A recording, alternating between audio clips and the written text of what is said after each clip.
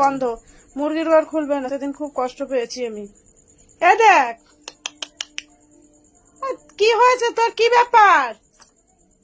হ্যাঁ, হায় হায় রে ঠাকুর।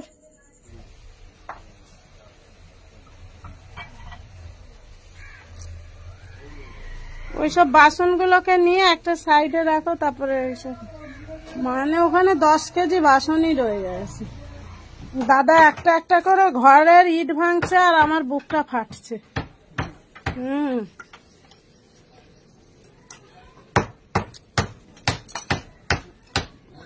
তখন আপনার দাদা ছিল না, লোকের গালাগালি খেয়েছি আমি। খেয়ে একদিনে ইট বালি সিমেন্ট এনে আমি এসে করেছি, এই ঘরটাকে করেছিলাম, করে দিয়েছিল। আমাদের ঘরে বাবু থাকতো, বাবু মোরগ ডেকেছিল বলে সকালবেলা ঘুমের ডিস্টার্ব হয়েছিল, একটু বেলা হতে কি খিস্তা খিস্তি, এই যে সঙ্গে সঙ্গে ইটবালি আনলাম, ওই আমাদের বাবু এই ঘরটাকে করলো। হ্যাঁ, তারপরে মোরগ মুরগিগুলো হতো মানে কি হারে, ওদেরও একটা মায়া আছে। সব মিলিয়ে কিন্তু কষ্টই হচ্ছে।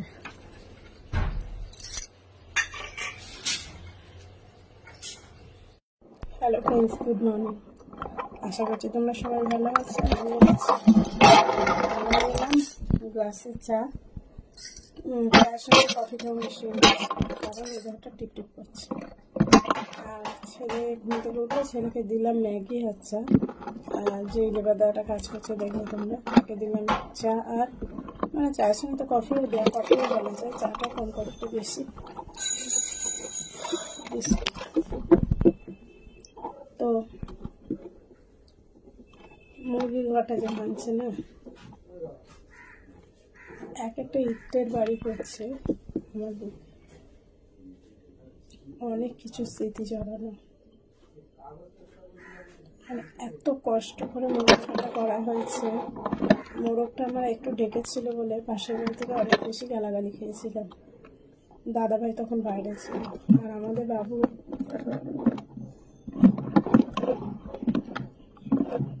খুব কষ্ট করে বালি সিমেন্ট আনা হলো, একা বাবু একা ওই ঘরটাকে সম্পূর্ণ নিজের বুদ্ধিতে একা ঘরটা করেছিল। এটা তো পেশা নয় যে ও অভ্যস্ত, আইডিয়া করে করেছিল। এবং ঘরটার বয়স প্রায় 1.5-2 বছর। আর ওখানে ছিল আমার ভালোবাসা মানুষগুলো, যেগুলোকে আমি বাবু মিলে মানুষ করেছিলাম। বাবুর ভূমিকাটাই বেশি ছিল, আমার ছিল কম, কারণ ওই দেখাশোনা তো একটা মশা কামড়ালে ওষুধ দিত।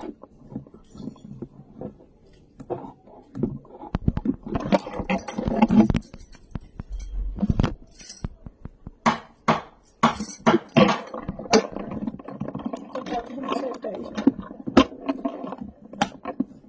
2024 সাল আমার অনেক ভালোবাসাগুলো কেড়ে নিল। হয়তো দেখলে প্রত্যেকটা ভিডিও আরো অনেক কিছু নিতে কষ্ট। তো কথাটা হচ্ছে, সম্পর্ক হোক আর ঘর করতে অনেক সময় লাগে, ভাঙতে 1 সেকেন্ড। দেখো ঘরটা সারাদিন ধরে 1.5 বেলা ধরে ছেলেটা করেছিল, আর দাদা ভাইটা 1 ঘন্টা হলো না ঘরটা ভেঙে দিল। আগে তোমাদেরকে ভিডিওতে বলেছি কিছু গাছপালা লাগানো, কি করবো বলো, জানি জেনে থাকে নিয়ে কি করবো। ওই জন্য ওই জায়গাটা পরিষ্কার করা হচ্ছে গাছপালা লাগানোর জন্য। মানে পেয়ারা গাছটা আছে না, পেয়ারা গাছটা হয়তো কেটে দেওয়া হবে, এখনো শিওর নেই। গাছটা অনেক ফল আছে, হয়তো কেটে দেওয়া হবে, নয়তো বা না। আমার তো মানে ভীষণই মায়া লাগছে, দেখা যাক। তো এই তো তোমাদেরকে বলেছিলাম না বাড়িটা পরিষ্কার করা হবে, তো বাকি পরিষ্কারটা হলে তখন আবার তোমাদেরকে ভিডিওতে দেখাবো। এটাই জানানোর ছিল যে